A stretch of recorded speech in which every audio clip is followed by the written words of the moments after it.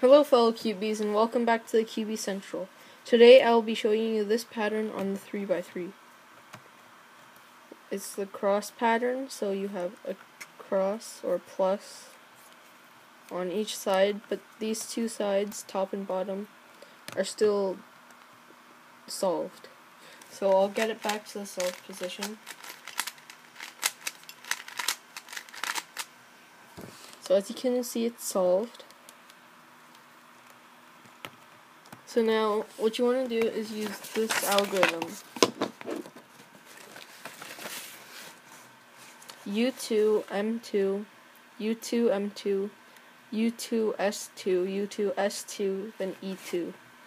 So if you don't know what M, S, or E are, M is this middle slice, and it's based on the L side, so M would be this, since L is that. S is this slice here, and it's based on the F side, so this would be S, this would be SI, since S and then F, it's the same.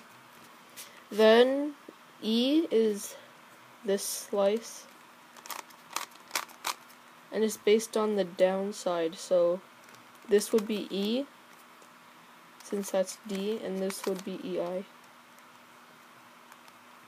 So what you want to do is U2,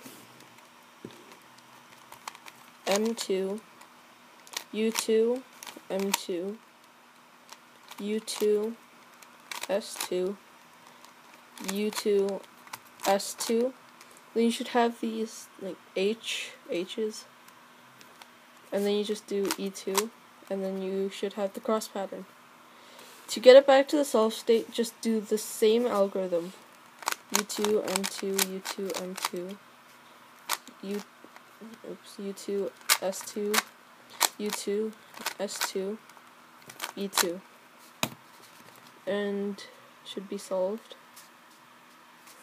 As always, thanks for watching, and bye.